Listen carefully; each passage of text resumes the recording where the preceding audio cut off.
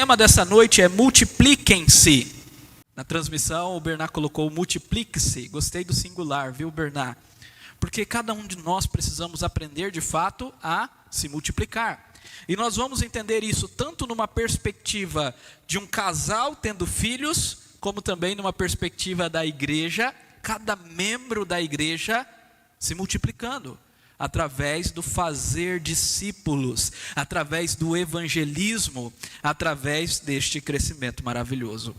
Então o texto desta noite, nós vamos hoje finalizar o capítulo 1, Gênesis 1, versículos 28 a 31. Eu sempre peço para que os irmãos deixem as suas Bíblias abertas. Nós estamos usando uma versão nova, que se chama NAA, Nova Almeida Atualizada. Se você tem a Almeida antiga, de 1993, não se preocupe, é muito parecida. Então você vai conseguir ver e entender claramente. A diferença é só que essa daqui atualiza alguns termos para uma linguagem mais atual, uma vez que a outra é de 1993. Então, NAA diz o seguinte, Gênesis capítulo 1, versículos 28 a 31. Olha só. E Deus os abençoou e lhes disse, sejam fecundos, multipliquem-se, encham a terra e sujeitem-na. Tenham domínio sobre os peixes do mar, sobre as aves dos céus e sobre todo o animal que rasteja pela terra. E Deus disse ainda, eis que lhes tenho dado todas as ervas que dão semente e se acham na superfície de toda a terra e todas as árvores em que há fruto que dê semente. Isto servirá de alimento para vocês e para todos os animais da terra, todas as aves dos céus e todos os animais que rastejam sobre a terra, em que há fôlego de vida, toda a erva verde lhe servirá de alimento. E assim aconteceu. Deus viu tudo o que havia feito, e eis que era muito bom. Houve tarde e manhã o sexto dia. Vamos orar mais uma vez? Senhor, ilumine as nossas mentes e os nossos corações. Nos dê a compreensão correta desse texto. E nos ajude a colocá-lo em prática no nosso dia a dia. Muito mais do que ouvir aqui, se emocionar e chorar e dizer isso é verdade. Mas no dia a dia, em nossos lares, em nossos trabalhos, em nossos relacionamentos corriqueiros, nos ajude a colocar em prática, em nome de Jesus. Amém. Eu quero trazer algumas questões introdutórias, e todos os sermões eu estou preparando para trazer, já trouxe na semana passada e vou trazer nos próximos, em relação a esse debate de todos aqueles que vão olhar Gênesis com um óculos cientificista e não conseguem compreender o que Gênesis está dizendo. Então, semana passada eu disse que Gênesis diz respeito a fatos, e que nós não podemos pegar coisas modernas, coisas da ciência moderna e tentar encontrar essas verdades em Gênesis, porque foi escrito muitíssimo antes. E aqui existe uma discussão que é entre os materialistas evolucionistas e o criacionismo. Nós somos criacionistas, mas olha só, certa vez perguntaram para C.S. Lewis a seguinte pergunta: os materialistas evolucionistas e alguns astrônomos sugerem que o sistema planetário solar e a vida como conhecemos surgiram por uma explosão ou uma colisão estelar acidental. O que você acha disso? E C.S. Lewis respondeu da seguinte forma, prestem atenção: se o sistema solar surgiu por uma colisão acidental, o surgimento da vida orgânica neste planeta também foi um acidente, bem como toda a evolução do homem. Neste caso, todos os nossos pensamentos atuais são meros acidentes, afinal são subproduto acidental do movimento atômico. Isso vale para os pensamentos dos materialistas e astrônomos, bem como para os que de qualquer outra pessoa.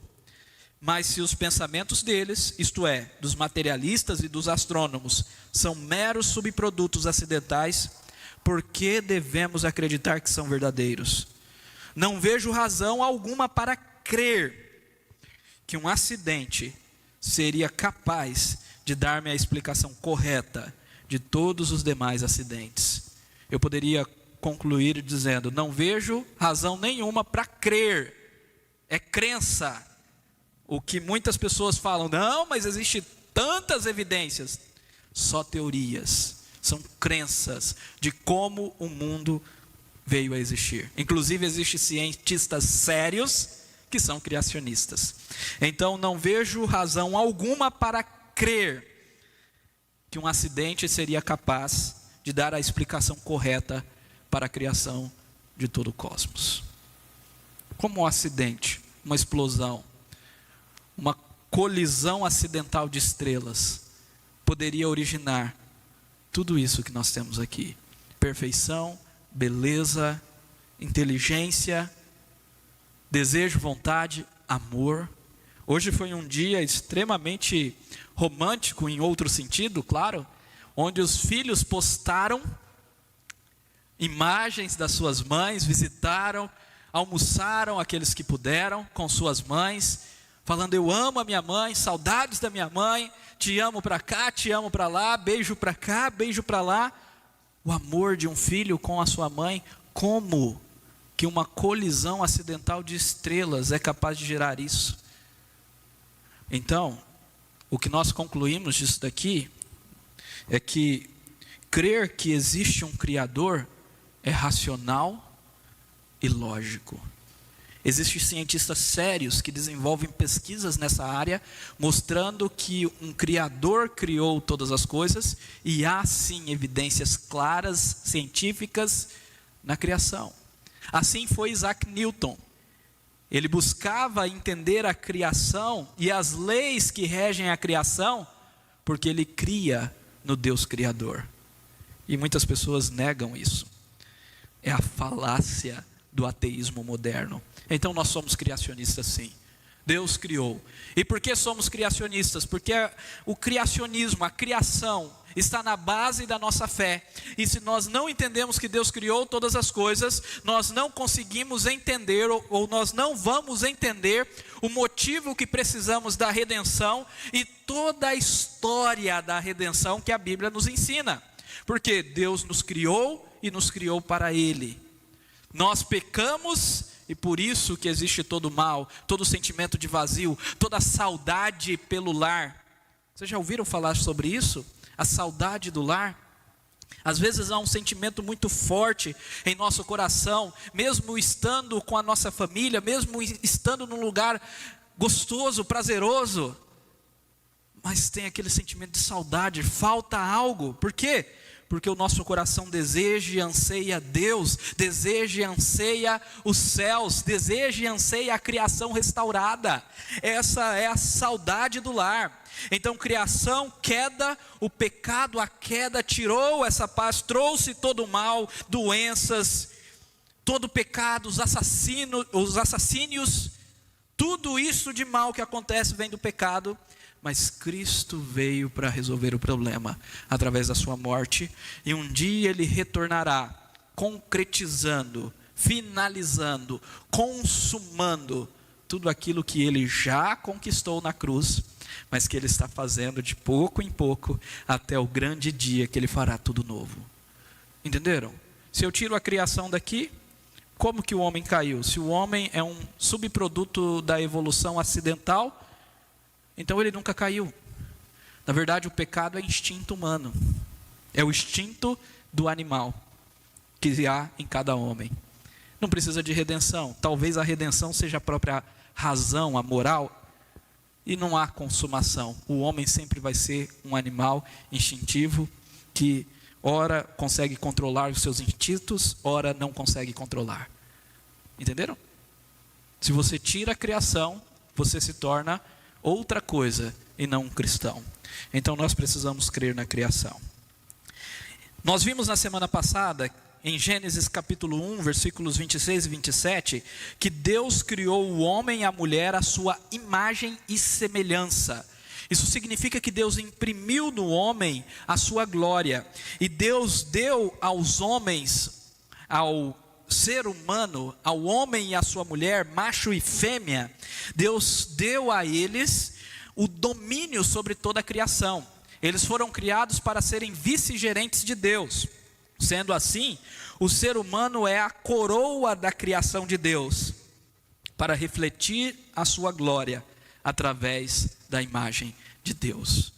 O ser humano, homem e mulher, são coroa da criação. O cristianismo coloca o homem e a mulher numa posição de destaque, de honra, enquanto o evolucionismo coloca o homem, o ser humano, apenas como mais um animal evoluído, que nada é melhor do que os outros.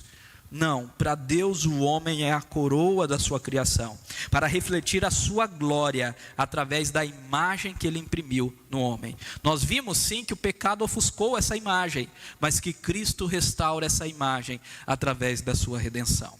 Bom, vamos para Gênesis capítulo 1, versículos 28 a 31. O tema dessa noite é multipliquem-se.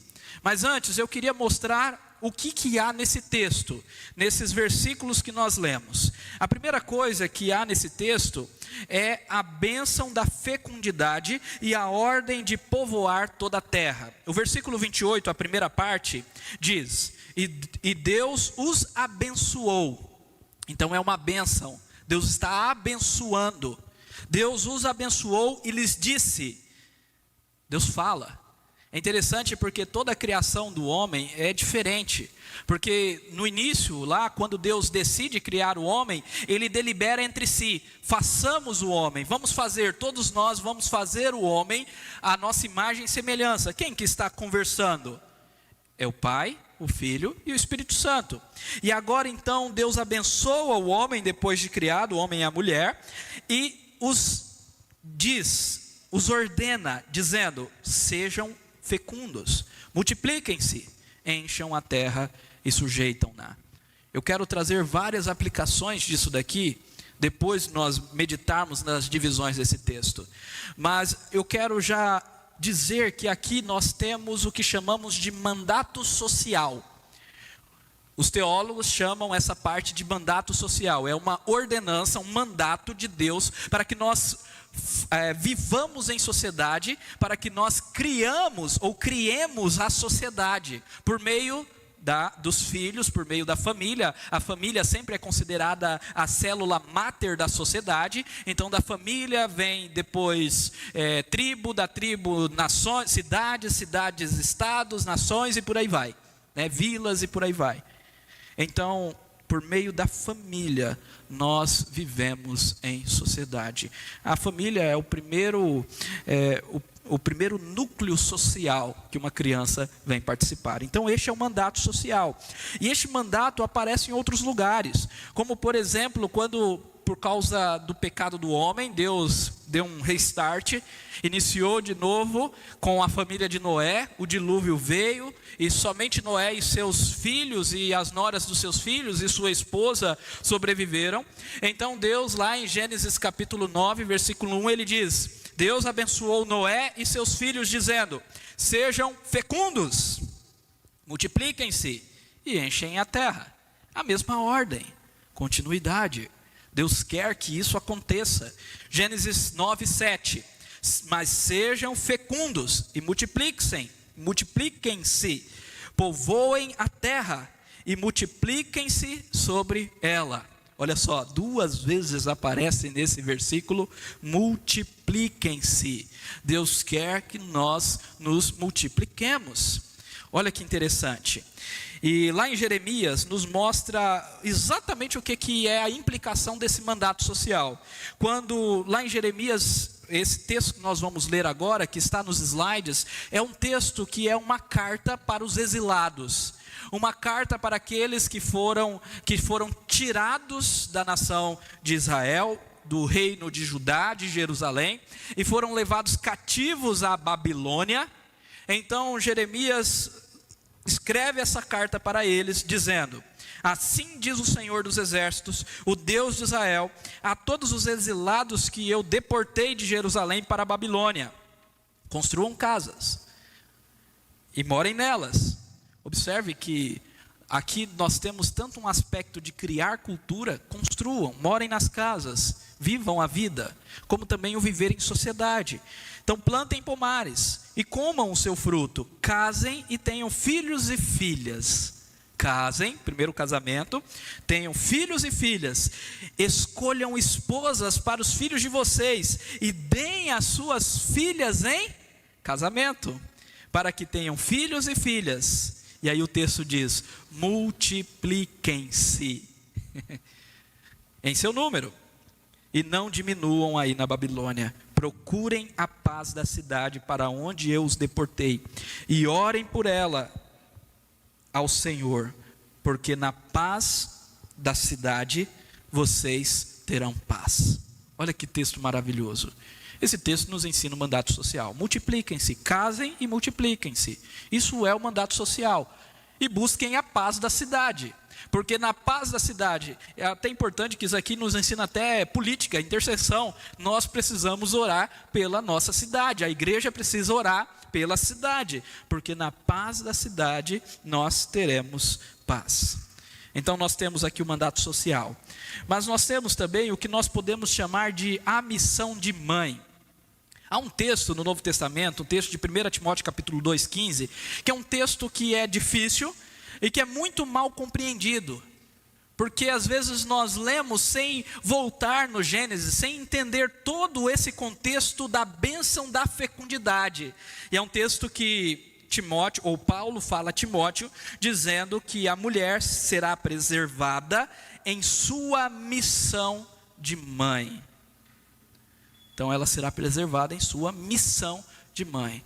Por quê? Porque a missão de mãe é ímpar, é o mandato social. E nós precisamos entender que cumprir a missão de mãe, isto é, ser mãe, criar filhos, é graça de Deus, é bondade de Deus. E tem um valor extraordinário, porque nós estamos cumprindo um mandato da nossa criação. Gerhard van Groningen, nome estranho, né?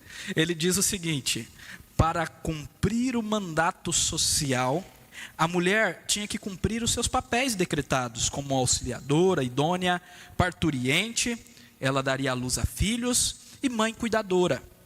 O homem também tinha que cumprir os seus papéis, reconhecendo a mulher como carne de sua carne e osso de seu osso. Ele tinha que trabalhar junto com ela, como agentes reais, ambos, rei e rainha, de Nárnia não, do Éden, estou em Nárnia aqui, reis e rainhas, ou rei e rainha, do Éden e da criação. Então eles tinham que trabalhar, eles tinham que desenvolver o trabalho deles como agentes reais, mas também o homem tinha que servir como cabeça, deixando seus pais, tomando a mulher e se unindo a ela. E assim eles poderiam ser frutíferos, como parceiros casados, equivalentes. O casamento está na essência da criação. Este mandato provê a base divinamente ordenada para o casamento, para a família restrita, o núcleo familiar, pai, mãe, filhos, marido, esposa e crianças, e a família extensa, os clãs, as nações, a comunidade da humanidade e de todo o mundo. Se não é a família, nós não teríamos nações hoje, nós não teríamos povos, nós não teríamos cidades. Tudo começou com a família. Se não é a família, nós nem aprenderíamos o que é a vida. Nós crescemos no seio da família. Claro que eu sei que algumas famílias são difíceis, por causa de não dedicarem o coração a Cristo. E muitos, ao pensar na sua família, pensam com um sentimento ruim. Mas eu quero dizer que existe uma outra família que nós podemos buscar, que é a família da fé, dos irmãos em Cristo, a família daqueles que creem em Jesus e que nos acolhe. Eu vi um pastor falando que ele nem sabe dizer quantas mães ele tem, porque por causa da fé são milhares. de mães, de irmãs que adotaram, que fazem-se mãe por causa de pertencer a essa família maravilhosa da fé. Então nós temos o centúplo de irmãos, de mães, de tios, tias, porque nós participamos da igreja do Senhor. Mas entenda, a família nuclear é a base da sociedade. Amém? Em segundo lugar, o que nós temos aqui nesse texto é o domínio da criação sendo estendido a todos os descendentes do primeiro casal. Então não apenas o primeiro casal seriam reis, mas toda a criação iria, ou toda a sua descendência, toda a sua prole iria governar, cuidar, sujeitar da criação. É isso que diz o versículo 28 ainda. Ele diz, olha, multipliquem, enchem a terra e sujeitem-na. Olha que está no plural. Então quem que é para sujeitar? A descendência. Então sujeitem-na, tenham domínio, plural também. Tenham domínio sobre os peixes do mar, sobre as aves do céu, sobre o animal todo animal que rasteja pela terra. Então, não apenas Adão e Eva, mas todos os descendentes seriam reis, iriam sujeitar a terra. Claro, debaixo da autoridade do primeiro casal, que seriam os principais reis. O principal rei e a principal rainha, mas todos os seus filhos são ordenados a sujeitar a terra, a dominar, a cuidar da criação. Todos nós fomos colocados diante de Deus em uma posição de honra para cuidar de toda a criação. Você é essa pessoa que é colocada diante de Deus para cuidar da criação e para glorificar o nome dele. Amém? Em terceiro lugar, nós temos o alimento como dádiva de Deus para o sustento e prazer. Nós temos aqui, o versículo 29, mais um discurso de Deus. E disse Deus, ainda.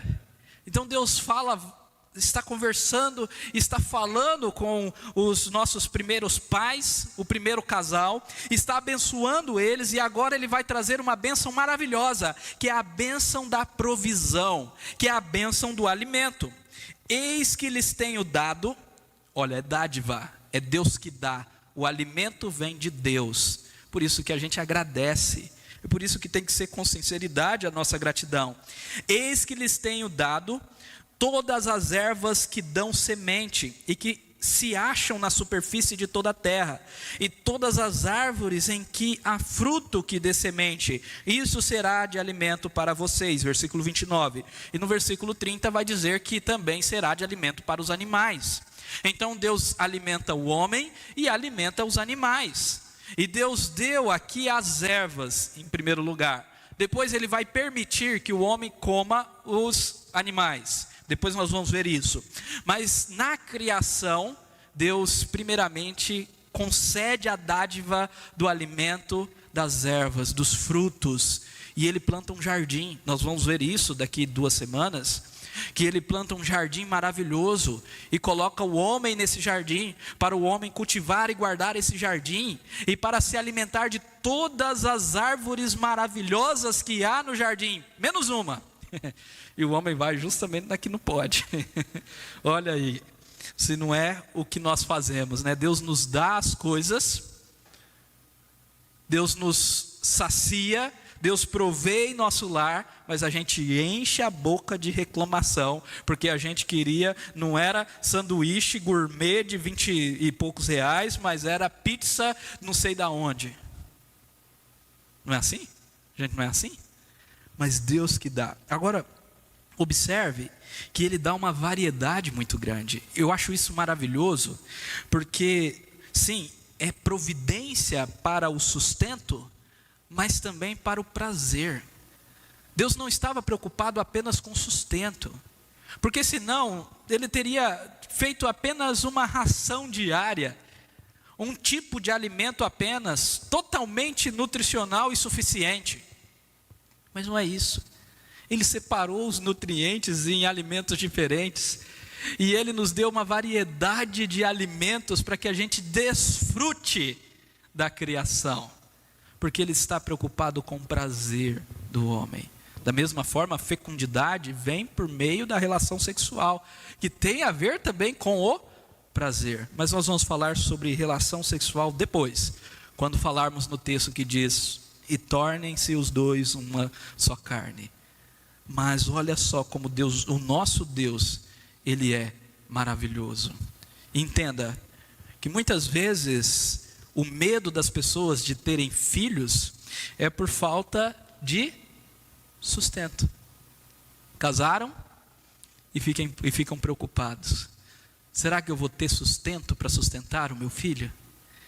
E observe que esse texto é muito claro em dizer: é Deus que nos sustenta e que sustenta toda a nossa prole. É Deus que provê e é Deus que nos dá. Olha só, após o dilúvio aconteceu também isso.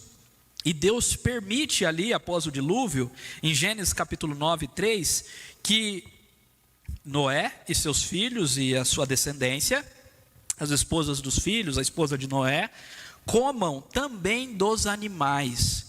Então primeiro ele dá as ervas, os frutos, e agora ele permite também que coma dos animais. Tudo que se move e vive servirá de alimento para vocês. Assim como lhes dei a erva verde, agora lhe dou todas as coisas. É Deus que dá e Deus deu todas as coisas. Claro que houve um período que Deus restringiu alguns animais. E essa restrição tem um motivo de saúde, higiênico, e também um motivo teológico.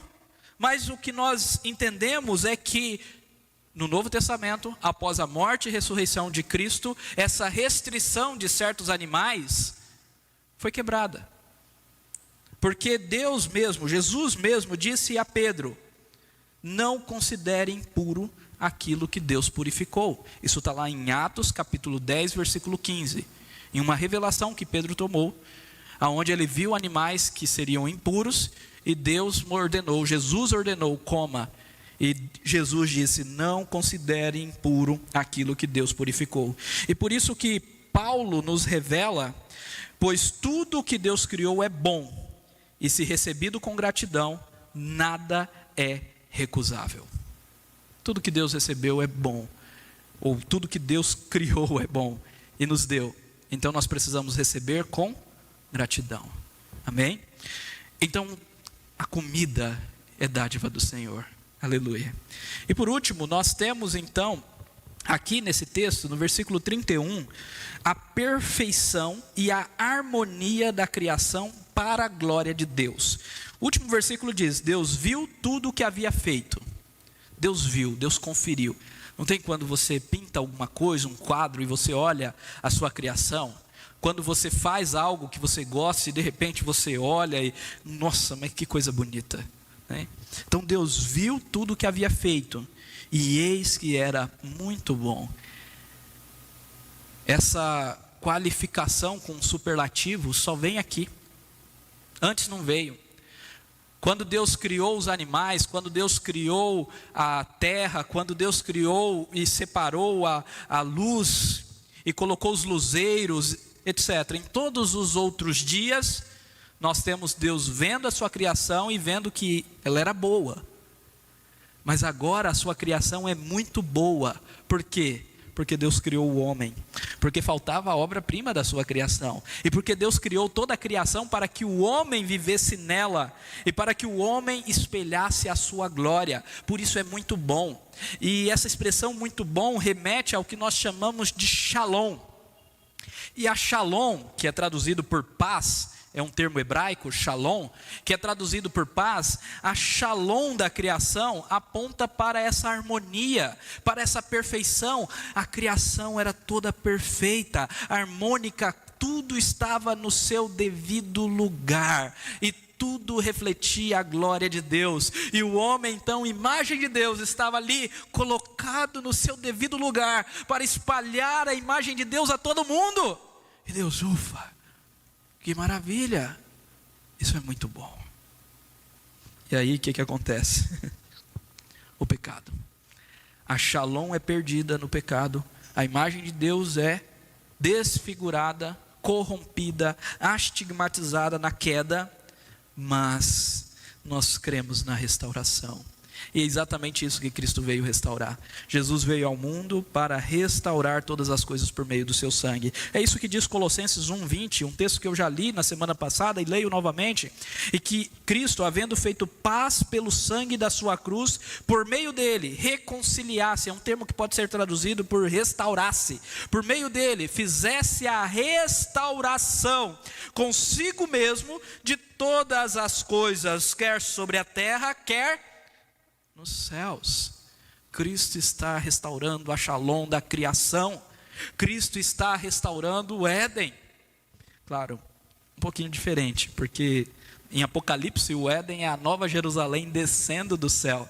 Deus no início planta um jardim, olha a sociedade crescendo. Um jardim, um casal. Na eternidade nós temos o quê? Uma cidade. Porque esse casal multiplicou, porque a igreja multiplicou a glória de Deus, e porque então nós temos a multidão dos salvos formando uma grande cidade, e aonde nós habitaremos com Deus. Apocalipse 21:1 diz: vi novo céu e nova terra, ele fará tudo novo, pois o primeiro céu e a primeira terra passaram, e o mar já não existe. E o texto vai continuar dizendo que a cidade celestial desceu, e que Deus habitará com os homens, fará morada com os homens eternamente, e por isso a morte já não mais existirá. Aleluia. Esse é o texto. Viu que texto maravilhoso? Viu como a gente precisa de Gênesis para compreender todas as escrituras? Agora vamos meditar um pouquinho nessa ideia. Multipliquem-se. Essa é a ordem do versículo 28. O versículo 28 diz: sede fecundos e multipliquem-se, enchei a terra. O que está por trás disso? Eu já falei, mas para ficar muito claro, eu vou trazer algumas afirmações aqui. Primeiramente, o cumprimento do mandato social, pela fecundidade, tem o propósito de espalhar a imagem de Deus para todo mundo. Este é o propósito de Deus. Por isso que é muito importante. Por isso que ele repete em Noé. Por isso que sempre nós escutamos a ideia de semente, de descendência. Os seus descendentes, em ti serão benditas todas as nações, povos, línguas, tribos, nações. Porque essa é a vontade de Deus. É que toda a sua criação seja cheia da sua glória e da sua imagem. E quando um casal tem filhos, eles estão fazendo isso. Por isso sim que é errado, não tendo nenhum impedimento real, não querer ter filhos. Eu sei que existem impedimentos. Eu sei que às vezes num contexto de uma missão no Iraque, onde os cristãos são mortos, decapitados, é prudente um casal não ter filhos. Eu entendo. Agora ganhando 7 mil por mês, em Goiânia, comendo todo dia, comida pedida no iFood, pudim da Doce Ju, e vira assim e fala: não, eu não tenho recursos para ter filhos. Não, eu quero é viver minha vida. Eu quero é ir para a praia, eu quero é viajar. Ter filhos para quê? Filho atrapalha. Já vi isso? Meu irmão, não entendeu o propósito criacional. Cresçam, multipliquem-se. A fecundidade é importante para espalhar a glória de Deus no mundo. Olha aqui que Abacuque 2,14 diz, um texto que se baseia a música que cantamos anteriormente. Porque a terra se encherá do conhecimento da glória do Senhor, como as águas cobrem o mar. E como que a terra vai se encher do conhecimento da glória do Senhor? Através da nossa multiplicação. Claro, não apenas da multiplicação biológica, mas de outra multiplicação. Agora, um segundo ponto é que mesmo após a queda, Deus mantém uma descendência que o busca, preservando assim a mulher em sua missão de mãe.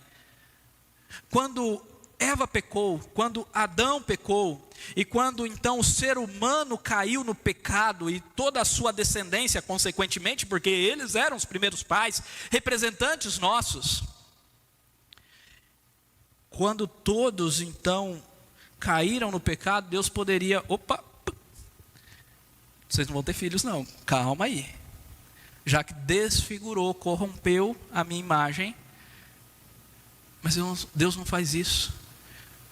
Deus mantém a bênção da fecundidade. Por quê? Porque Ele tem um propósito, um plano redentivo. Porque Ele entende que vai vir um descendente da mulher.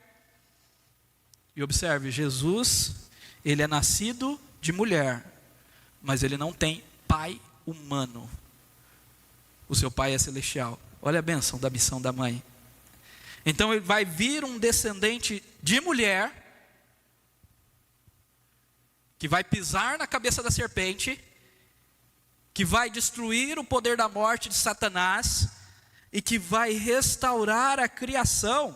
Então, desde o início, se vocês continuarem lendo o livro de Gênesis, vocês vão ver duas descendências. A descendência da serpente, que mata, que constrói a cidade foi feita, teve a sua origem nos filhos de Caim, que constrói a sua cidade debaixo de sangue, 2 assassinatos, e que posteriormente começa a ter relações sexuais promíscuas, Gênesis 6, aonde Deus então diz, basta, chega, vamos dar um restart, um reboot.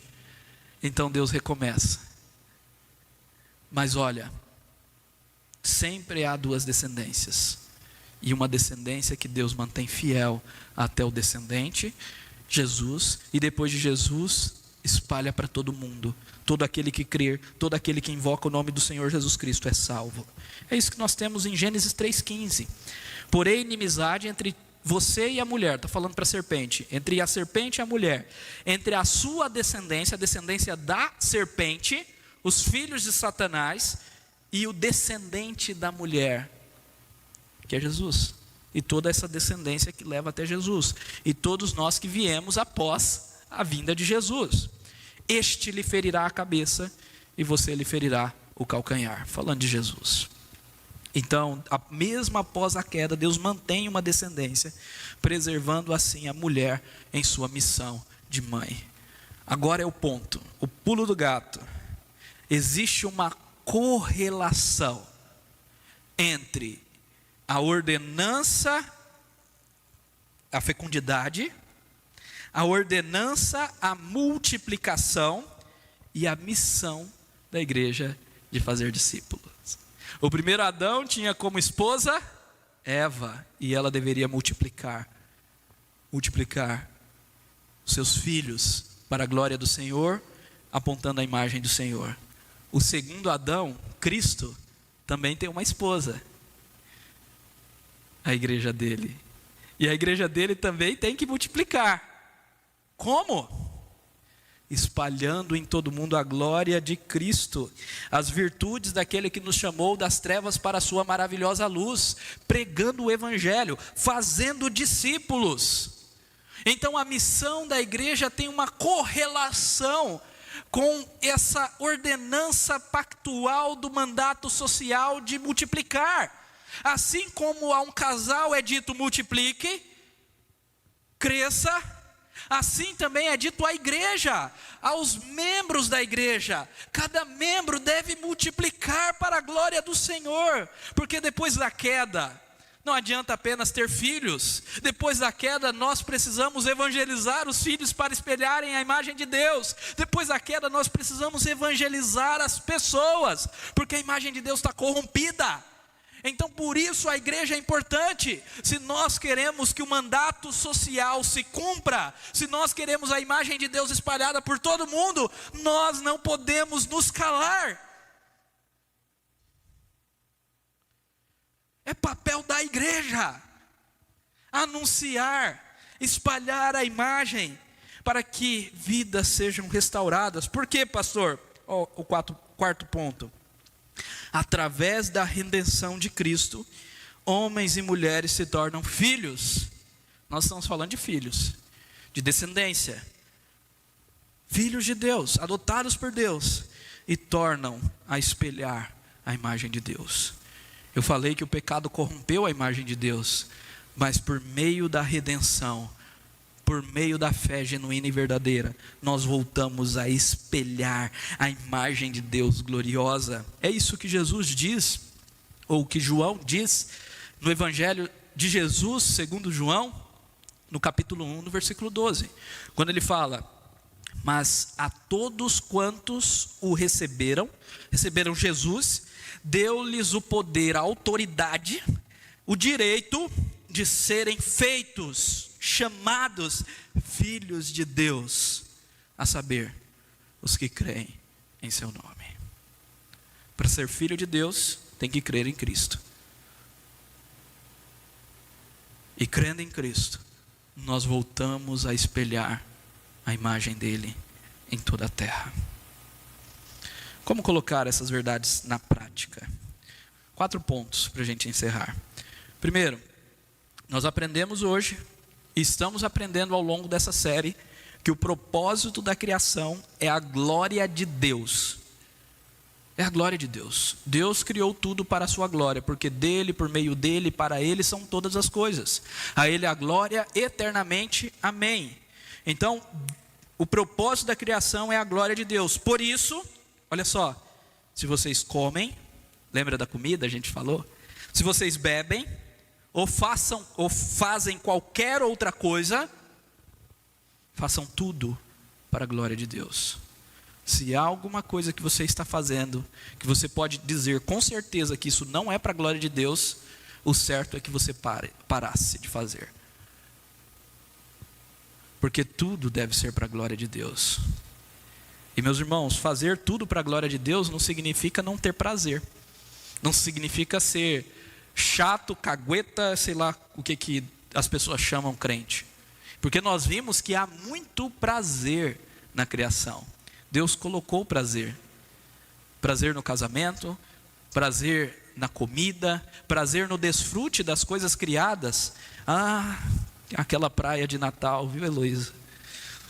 Que coisa maravilhosa. Prazer.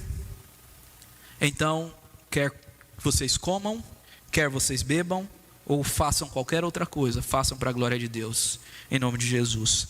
Segundo, a igreja precisa compreender a sua missão de mãe. Estamos no Dia das Mães. Então a igreja precisa compreender a sua missão de mãe. E cada um de seus membros, eu estou colocando no sentido individual, para que nós entendamos que não é a igreja institucional, que não é o pastor, que não é o Eide, que não é o Danilo, que é presbítero, é cada um de seus membros. É você que está escutando em sua casa, que é crente, que é servo do Senhor, que é membro da igreja, que já se batizou. Cada um dos seus membros precisa aprender a multiplicar. Como? Fazendo discípulos. Mateus 28, 19. Façam discípulos de todas as nações. Fazendo discípulos, evangelizando, ensinando a palavra. A igreja precisa aprender a sua missão de mãe. Terceiro, agora aplicando para o casamento e para a criação de filhos. Um dos propósitos do casamento, conforme a criação de Deus, é gerar filhos para espelharem a imagem de Deus. Se você é casado e não quer ter filho, coloque isso diante de Deus. Quando as pessoas perguntam quantos filhos vocês querem ter, a nossa resposta deve ser o quanto Deus quiser. Porque a nossa vida é para a glória de Deus. E é Ele que vai nos dar como flechas na mão do guerreiro, herança do Senhor. O fruto do ventre é o nosso galardão. Então entenda isso. Agora compreenda, e isso é importante, que por causa do pecado, os pais precisam evangelizar os seus filhos e ensiná-los a amarem através do exemplo. é só criar filhos, não é só colocar filhos ao mundo e pronto. É ensiná-los. Os filhos precisam ser evangelizados, ensinados no caminho do Senhor, ensinados a amar o Senhor através do exemplo. Eu insistentemente falo aos irmãos que essa é uma tarefa, um papel dos pais, porque os pais terceirizam. É o tio da escola dominical, é a tia da classe de crianças da igreja, são os professores do colégio. Aí se você coloca num colégio cristão, no IP, no Gotinhas do Saber, aí você fica descansado, é cristão e de boa teologia, então nem preciso ensinar, né? Vai aprender lá. Não! É o seu papel como pai. Por causa do pecado, há necessidade de levá-los aos pés da cruz, para que eles tornem a brilhar a imagem de Deus. Isso é através do exemplo. Eu tenho falado também que nós precisamos fazer culto no lar, diariamente. Meus irmãos, vocês comem diariamente? Vocês assistem TV diariamente? Os pais que têm os seus filhos diariamente, vocês fazem algo com eles, como assistir a TV, levar para brincar, levar para o colégio? Como que não fazem culto diário com seus filhos? Então, é uma questão de prioridade. Você não entendeu que o mais importante é conduzir as crianças para Deus, porque não entendeu o princípio da criação. Então os pais precisam evangelizar, precisam dedicar a educação cristã no lar. No lar. Pensem nisso. Se os pais têm criado seus filhos para serem médicos, advogados, esportistas, músicos, mas não criam para honrar e obedecer a Deus, eles fracassaram. Curva sua cabeça e ore.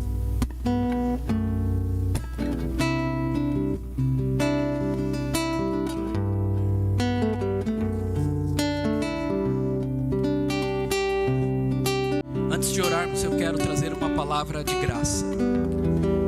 Meus irmãos, nós não somos pais perfeitos.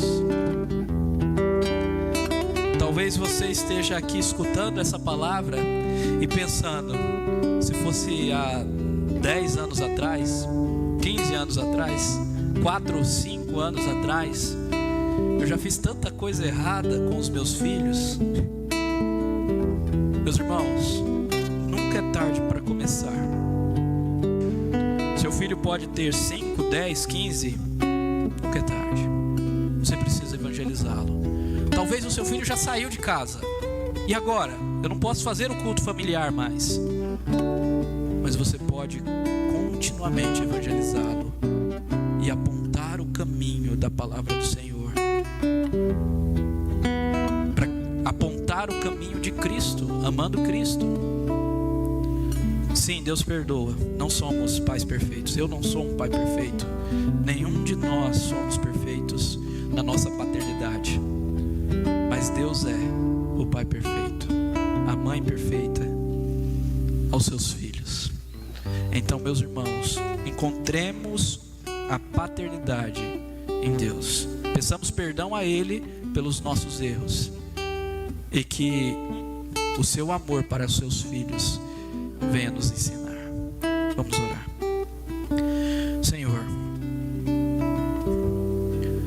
nos ajude, ó Pai, a criar os nossos filhos para espelharem a imagem do Senhor. Como igreja também nos ajude a evangelizar, a fazer discípulos, para que a sua glória chegue a toda a terra, para que a sua imagem seja espelhada em toda a sua criação, por meio do homem, do ser humano, obra-prima da sua criação. Em nome de Jesus, edifique a tua igreja, Pai. Aplique essas verdades aos nossos corações. E agora, irmãos, que a graça e a paz do nosso Senhor Jesus Cristo, o amor de Deus e as santas consolações do Espírito seja sobre vós, povo do Senhor, hoje para todo sempre. Amém.